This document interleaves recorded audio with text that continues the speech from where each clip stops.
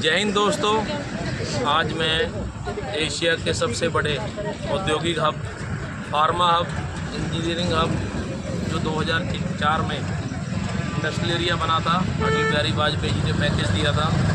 उनका सपना था कि बद्दी को विश्व स्तर का जो है शहर बनाना है, क्योंकि बद्दी जो है हिमाचल के बॉर्डर पे था और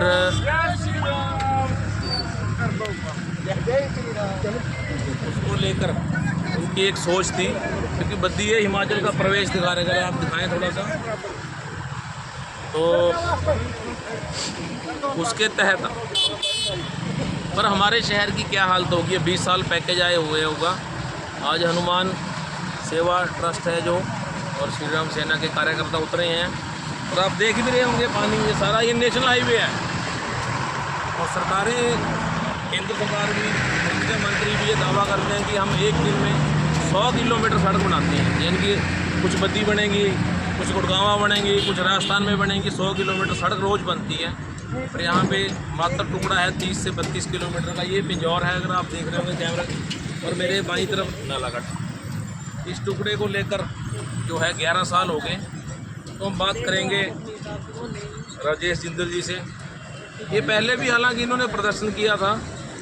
तो राजेश जी, आपने पहले भी प्रदर्शन किया है, सैकड़ों लोग उसमें इकट्ठे हुए थे, काफ़ी उसमें संगठन भी आए थे, और अब आपको फिर इस जो है नदी में उतरना पड़ रहा है। क्या आपके मन में आया, और आप जो बार बार जगा भी रहे हैं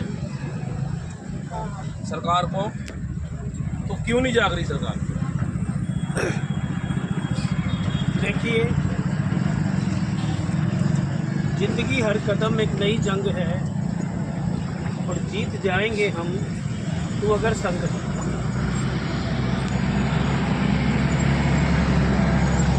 हमेशा आपकी बात पर बस मैं इतना ही कहूँगा, मैं राष्ट्रीय स्वयंसेवक संघ का संसेवक हूँ। हमने संघ गीतों में गाया है परम पूजनीय डॉक्टर साहब परम पूजनीय गोलवलकर जी की जो सनातन के प्रति आस्था और हिंदू एकता के प्रति आस्था को लेकर हम चले हैं।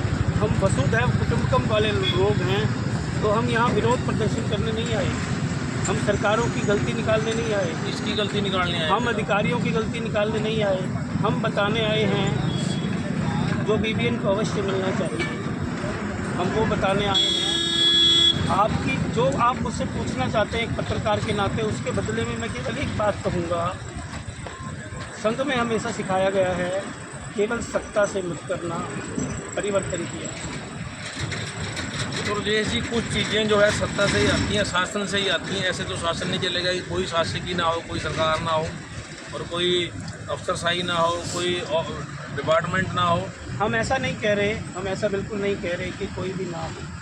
हम किसी की गलती नहीं निकालना चाहते। ये अनेकों लोगों की गलती है, तो किस किस को दोष दें? ऐसी भावनाएं क्यों रखें कि दोष देने वाली भावना हो, नकारात्मक भावना हो। सरकारें भी अपनी हैं, हम सब अपने हैं।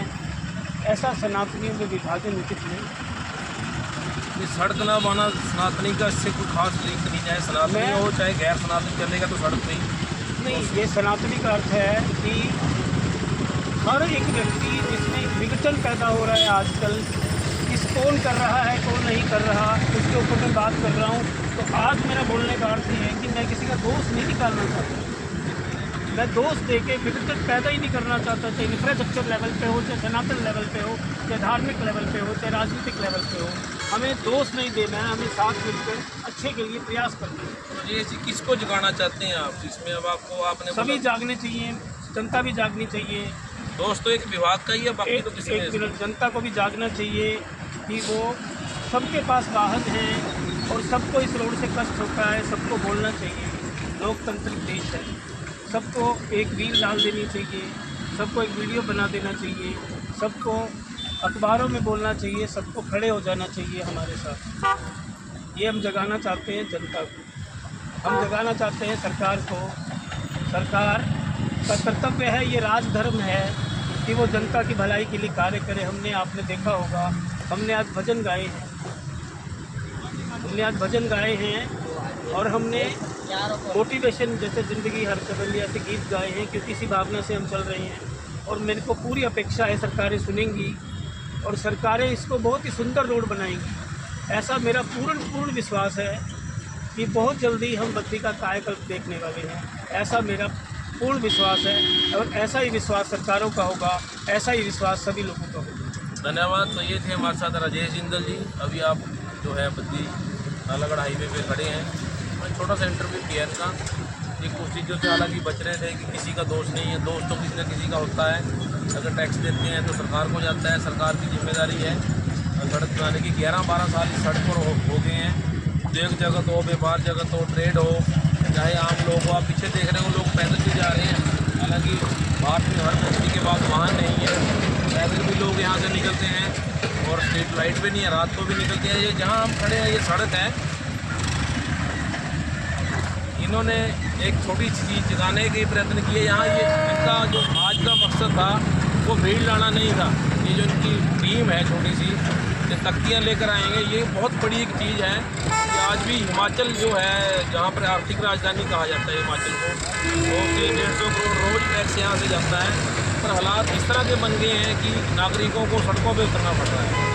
ये काम जो सरकारों की जिम्मेदारी है। अब कल टेंडर खुलता है नहीं खुलता है वो बात की बात है। बहुत लंबा समय हो गया। मैं आखिरी सवाल आपसे करूँगा कि जो आपने कहा कि हमने अब धरने पे बैठना है, तो 1 मार्च का जो आपका धरना है उसको लेकर आप क्या कहना चाहेंगे? 1 मार्च को और बैठेंगे, आज का प्रदर्शनी काफ़ी है? नहीं, 1 मार्च को हम 11 बजे से 2 बजे तक कार्यक्रम करेंगे। उसके अंदर हमने बीबीएन में रहने वाले जिनके पास वाहन हैं, हर व्यक्ति को, हर यूनियन को, हर बद्दी को, हर सदस्य को हम चाहते हैं कि वो हमारे साथ बैठे।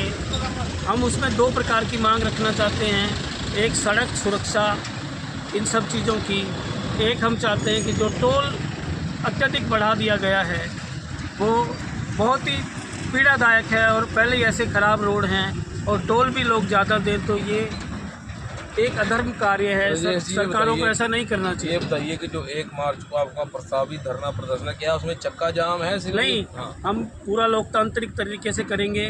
कोई हम चक्का जाम नहीं करेंगे। ये 3 घंटे का कार्यक्रम होगा और 11 से 2 बजे सभी लोग उसमें शामिल करेंगे। तो ये थे राजेश जिंदल जी हमारे साथ। अभी प्रदर्शन भी किया, गंदे पानी में भी चले। तो इनका कहना है 11 से 2 तक जो सांकेतिक धरना प्रदर्शन है, चक्का जाम नहीं है। ये कहते हैं किसी को हम जो है संकट में नहीं डालना चाहते। हम नहीं चाहते कि जो लोग हैं वो तंग हो जाम की वजह से। रविवार होता है तो इन्होंने कहा कि कल अगर टेंडर नहीं खुलता है, कल टेंडर अगर नहीं खुलता है तभी ये कार्यक्रम होगा। अगर कल टेंडर खुल गया तो हम फिर सरकार को समय देंगे, क्योंकि हर काम में समय लगता है। तो वो समय के बाद फिर अगर कोई बात नहीं होती है तो हम समय समय पर इसके बारे में लोगों को जागरूक करते रहेंगे। धन्यवाद।